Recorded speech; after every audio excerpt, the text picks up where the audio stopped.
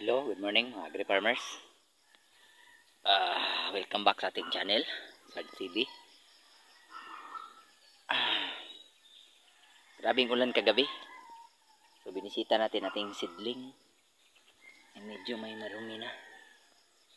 Yung may mga damo na tumutubo. Ito yung ating sili. Panigang. May mga ganito na kalaking damo.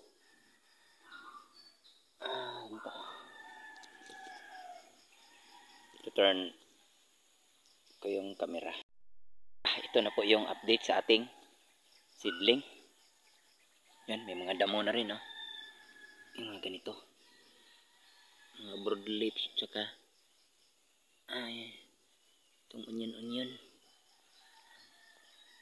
So yun, may mga damo. So ingat lang sa pagbunot, baka mabunot yung puno ng ating sili. So mamayang hapon tayo mag-spray nito.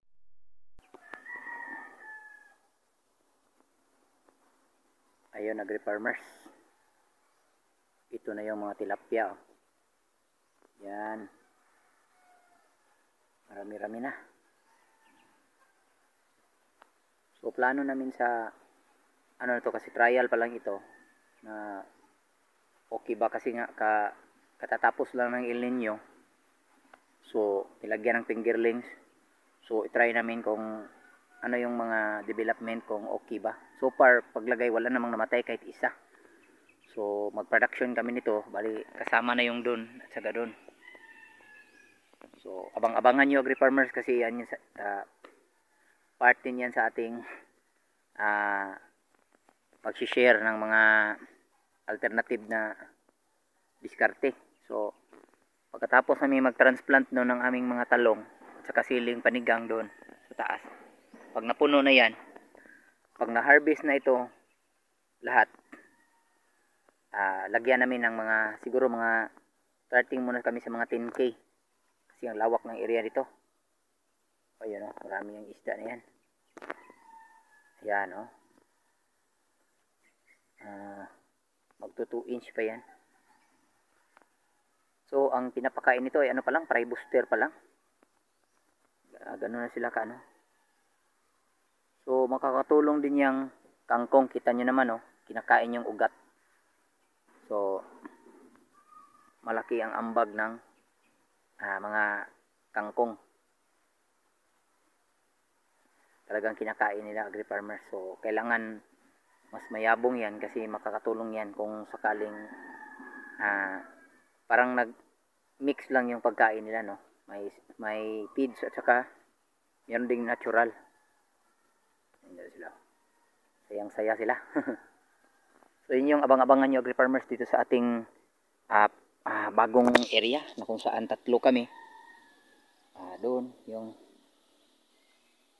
area na yan, ka-open lang na area na yan. Saka ito yung mga seedling. Dito banda yung talong. Ito yung mga itsura ng talong. Marami-rami din to hanggang doon sa dulo. At saka dito rin yung siling panigang.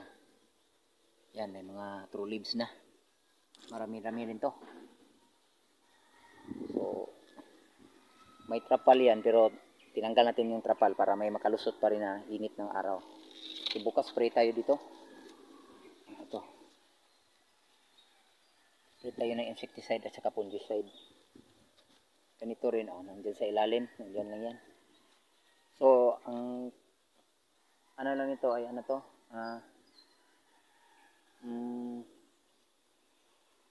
F2.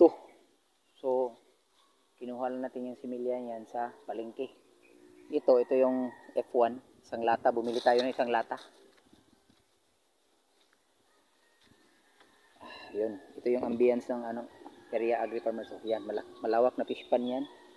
Marami din yung tilapia na maliit, pero hindi kagaya nito, kasi ito binigay kasi ito ng BFAR sa barangay dito. So mga 500 lang siguro yata to. Yan, nandyan sila. Ayan sila. Ganyan ba sila kaliit. So pare booster pa lang, at saka natural na kinakain, yung tangkong.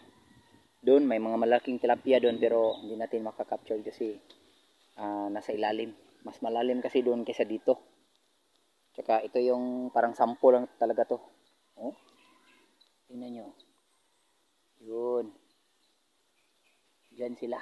Oh, malapit na sa atin. Hihingi niya ng pagkain. So yung kasama natin yung na-assign mag-feeding dito kasi ipopokus namin siya dito sa tilapia farming. Pero sa susunod, volume na yung ilalagay. Kasi marami kasi itong fish pan. Nandun oh. 1, 2, 3, 4, 5. So bali 6 to. So siguro mga 10k lang muna. Dito yung mga malalaki na tilapia pero hindi natin medyo blurred kasi yung tubig. So dito nilinisan na rin. Doon oh.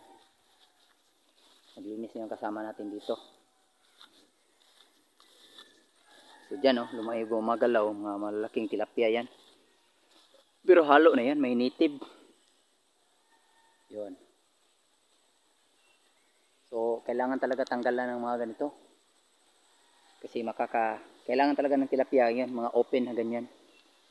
May makakapasok na init ng araw. Dito may koi din dyan. Napakalaking koi dyan na nilagay. Hindi natin makaklaro dito yung mga tilapia na mga malalaki. So yung tilapia dito pwede nang harbisin kasi kasing laki na ng kamay. Pero lang yan kasi nagplano kasi yung kasama ko. May nagsimilya kasi. Yun, inilipat dito yung mga maliliit. Mayroon din doon. Marami to.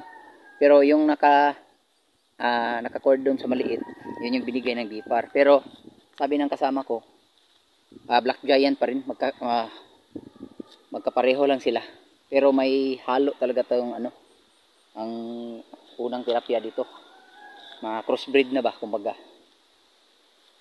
Marami din dyan pero hindi kasing ganado dito kasi dito feeds talaga tong kinakain dito. So dito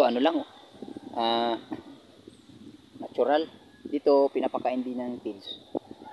Meron din pero pakunti-kunti lang talaga. Hindi talaga kasing dami dito sa kabila. Yang nandyan sa net, yan, yung mga ornamental fish na mga molly, parang ganun. So hanggang doon lang muna agri-farmers. I-update ko kayo sa bagong area na to. Yan oh. So pagkatapos natin yang maklearing lahat, ating susunugin pagkatapos mga ilang araw bago tayo mag-transplant ng ating seedling. I-herbicide muna natin pagkatapos pwede na tayong magtanim. So mga 2 weeks mahigit mag-transplant na tayo dyan. Talong lang muna. So siguro doon sa taas, tsaka dito yung sili.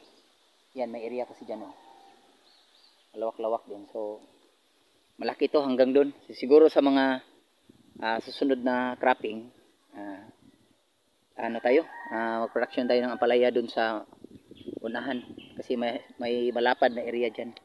Saka nandyan yan ang source ng tubig namin, nandyan sa gilid. Kasi malapit lang to sa ilog. Agri-farmers. So hanggang doon lang muna at maraming salamat. God bless, God bless.